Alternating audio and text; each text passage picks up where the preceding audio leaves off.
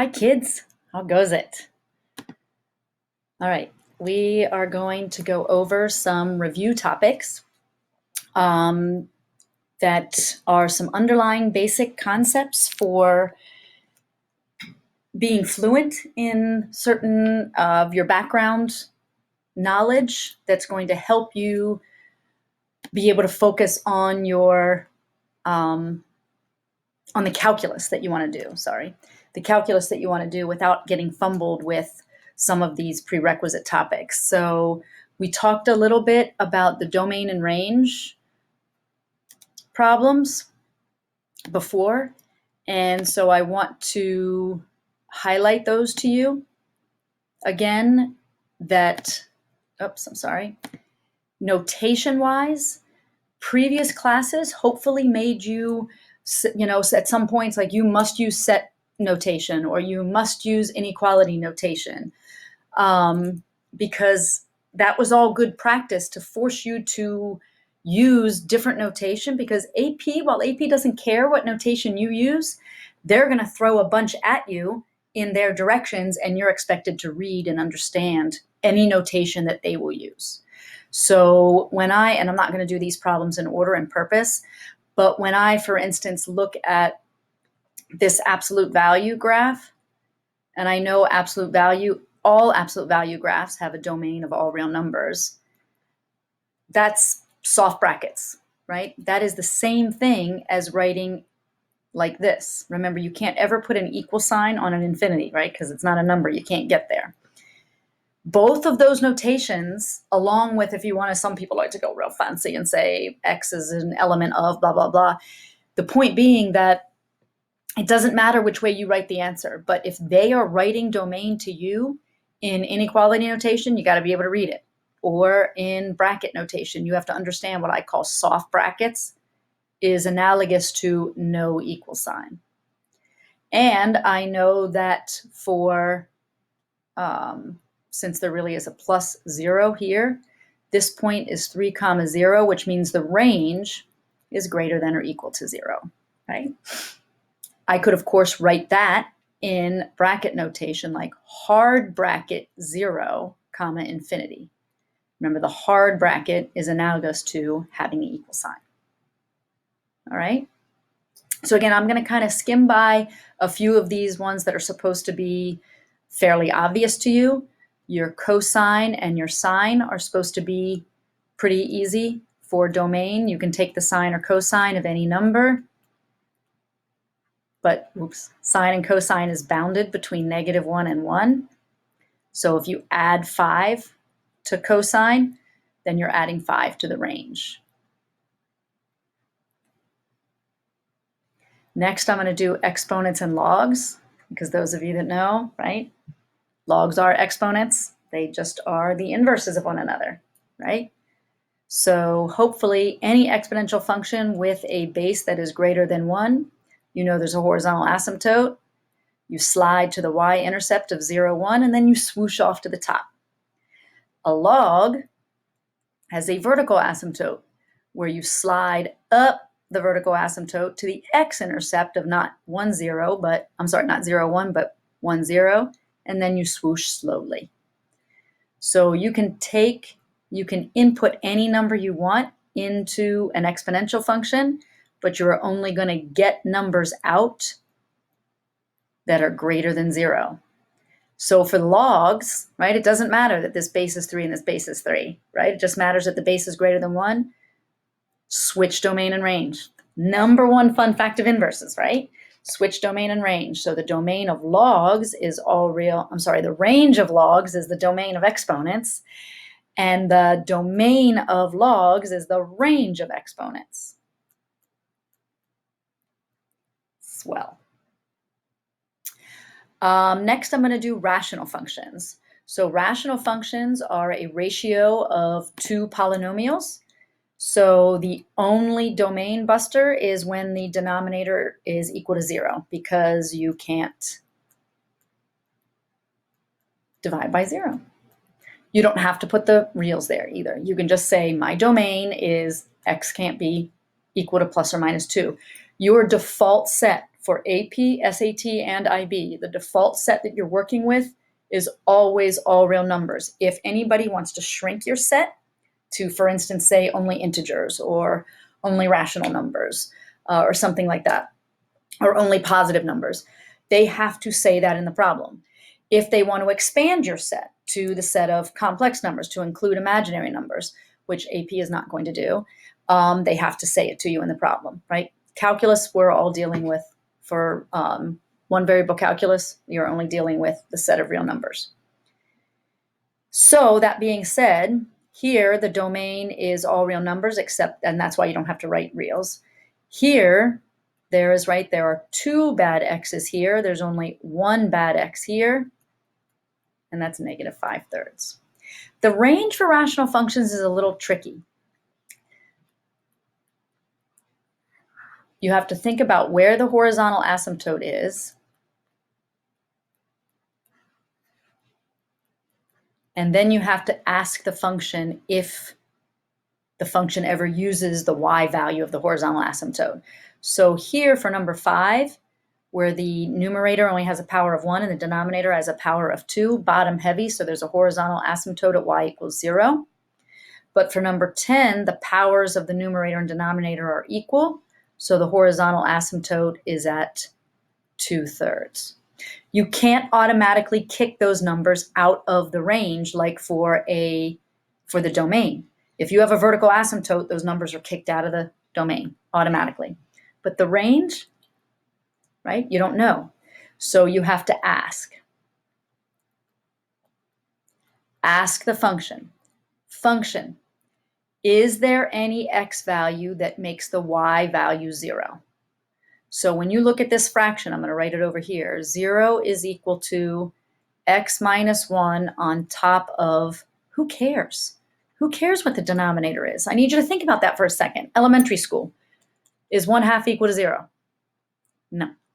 Is negative 1/2 equal to 0? No. Is negative 1 over 2.4 equal to 0? No. Is negative 17 over 2.4 equal to 0? No. A fraction is only equal to 0 if the numerator is 0. True? True? Right? So look at my function here in number 5. What x can you put into the numerator to generate a 0? 1.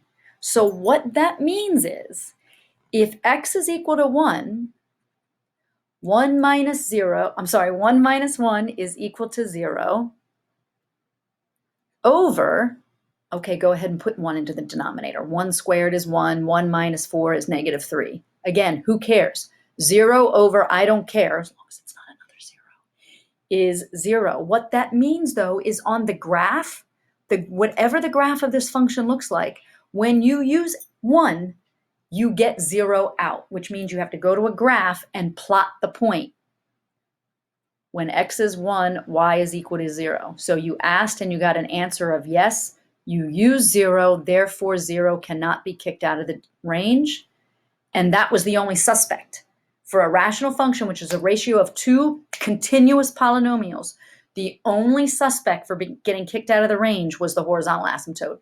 I asked the function told me when x is 1, you need to plot the point 1, 0, which means there's a point on the horizontal asymptote. Let's do the same thing with number 10 then. So for number 10, I need to ask, excuse me function, see how polite I am? Excuse me function, will you ever equal 2/3? Will 2/3 ever, is there any x that I can plug into this numerator and this denominator and make 2/3? Okay, well, now I'm down to an algebra 1, solve that rational equation, right? So I'm going to cross multiply. I'm going to do this up here because I have more room on my screen. I guess I can just move this, right?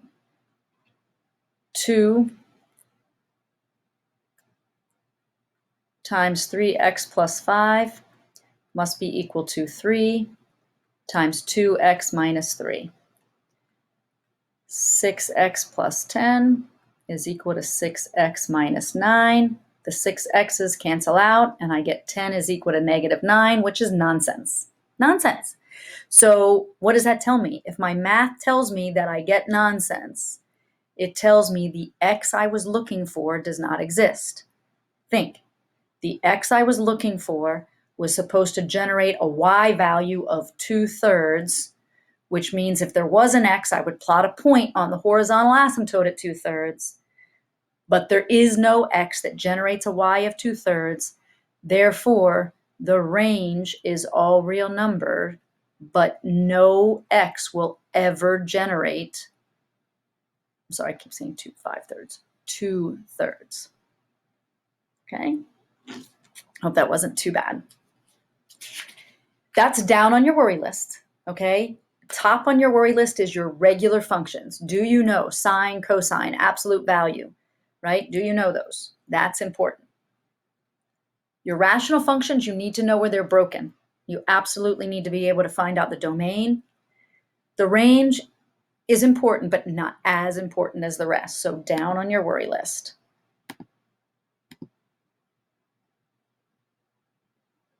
Now let me focus on these ones I've purposely left till last. I left 4 till last, and then 1 and, where'd the other one go? 6.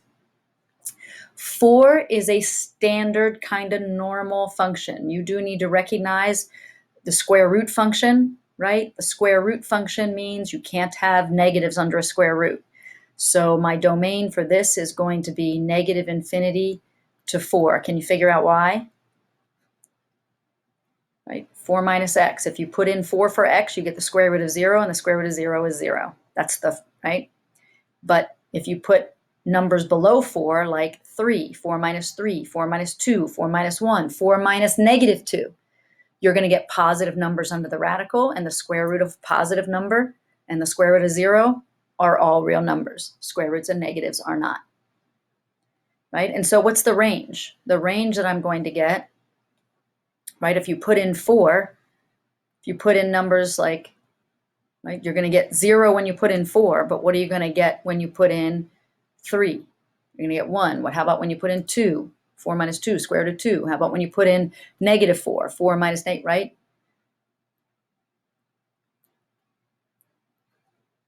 Okay.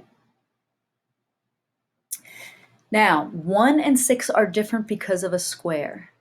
These are not functions that you ran across, or we don't expect that you ran across in previous courses. But all of the other ones you should have seen, should have been some prior knowledge. You may have seen these before, but we're not worried if they seem unusual to you. So I'm gonna do a little math trick with them. I'm going to square both sides.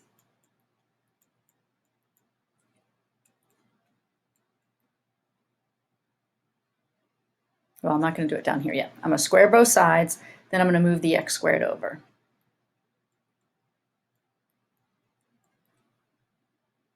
That equation does not represent a function, but number 1 does represent a function, because this manipulated function is a circle with a radius of 1, and its center is at 0, 0.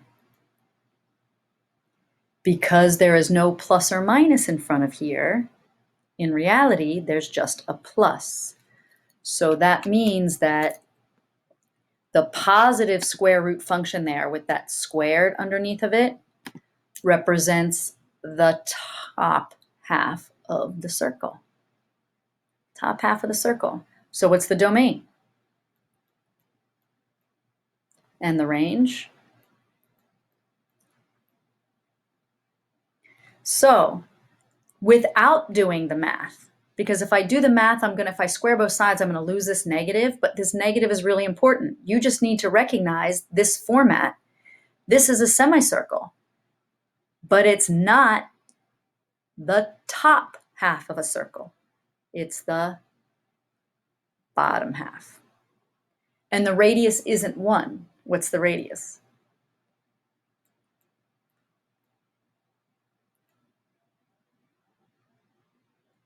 Right? So my domain and my range.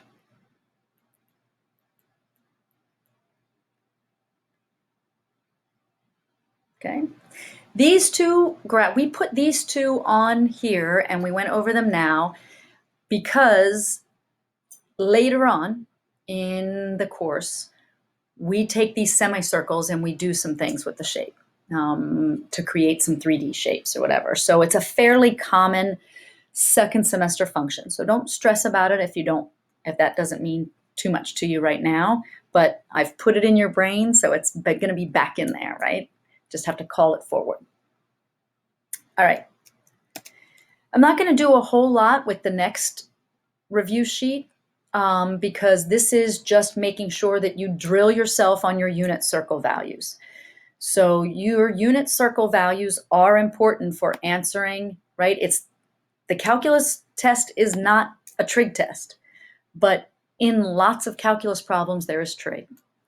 So you do need to know without a calculator, these are on the non-calculator portion often, or even when you do have a calculator, it slows you down if you constantly have to use a calculator to evaluate your standard unit circle values, right? Notice all the denominators are, right, ones, right? They're slices of the, oh, what a terrible circle.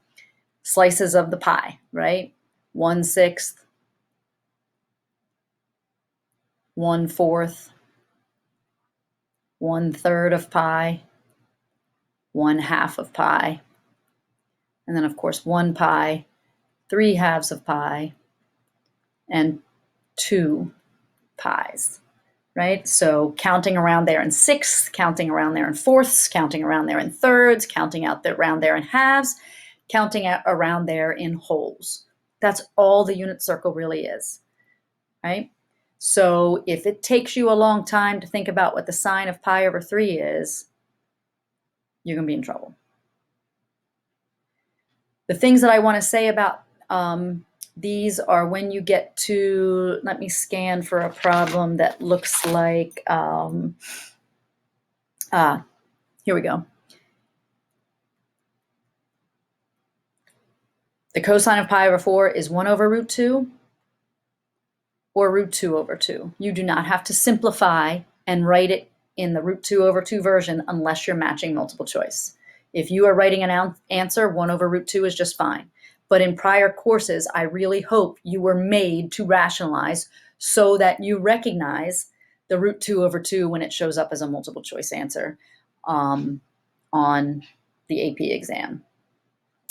And then I also wanted to highlight, like reciprocal functions. I don't know my cosecant and my secant and my cotangent values very well. I look at cosecant of 2 pi over 3, and I say to myself, who has a sine of 2 pi over 3? And then I reciprocate my answer. The other thing I wanted to highlight is your unit circle equation. Remember, cosine goes with x, sine goes with y, and the unit circle has a radius of 1 squared or just 1. 18 is not 1, right, because it has a minus. The back of this worksheet is inverse trig. So inverse trig are problems where, right, it's the inverse. You switch x and y. So instead of saying, what is the secant of pi over 6 or whatever, they're saying, give me the angle that has a secant of, right? You are also responsible for this notation. You need to, and AP says this straight of all the notation that they have, they choose to put in the directions that you are specifically responsible for knowing that arcsecant is the same thing as asking you inverse secant. Arcsine is the same thing as asking you inverse sine. I really wish I had switched these two around because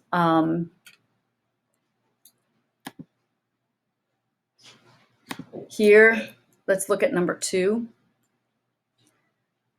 Principal values only mean that I only want one answer. I don't need all those repeated answers. Inverse sine is only defined in quadrants 1 and 4. Right? Sine is positive in quadrant 1 and negative in quadrant 4. So when I'm asking for, since 1/2 is positive, I only need the result who has a sine of 1/2 in quadrant 1. You can answer 30 degrees, but no one's going to recognize that answer, right? It's never going to be in multiple choice. Pi over 6 is going to be the answer. So you need to be able to work in radians. Calculus theorems often are based in radians, and they fall apart if you're in degrees. So calculus works in radians. Inverse cosine is defined in quadrant 1, where the cosine values are positive, and quadrant 2, where the cosine values are negative. Tangent is the same as sine.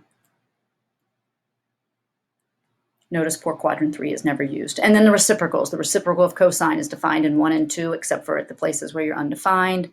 Same with cotangent and secant. Cosecant, secant, cotangent. So the reason I wish I hadn't put this first is because this is kind of sort of a trick question, right? I don't think who has a secant of 1/2.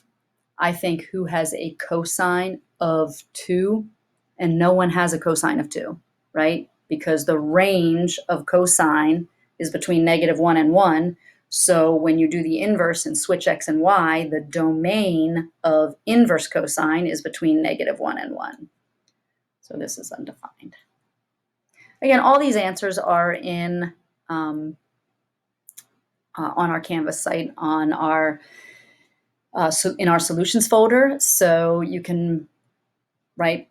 The only point to this handout was recognizing notation, making you realize you've got to know those unit circle values pretty well and pretty fluently, and focus on, notice there were more problems on the front of this page, because they're knowing your regular trig values is more important than your inverse. You do need to know the inverse, but don't worry about inverse until after you take care of regular, right? Inverse trig is just not tested as heavily, but it is tested. So next are the graphs of your basic trig and inverse trig functions.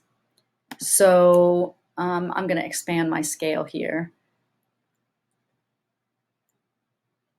You need to know that sine is bounded by 1 and -1, starts at 0 and completes its cycle in a distance of 2 pi, right? Notice I'm not that crazy about being all super, right? Super clean about it, but you need to know that sine is continuous but bounded. You need to know that its x-intercepts are 0, 0. The sine of pi is 0, and the sine of 2 pi is 0. You need to know that it's 1 at pi over 2 and -1 at 3 pi over 2. The reason you need to know that is so that you can easily graph the reciprocal function.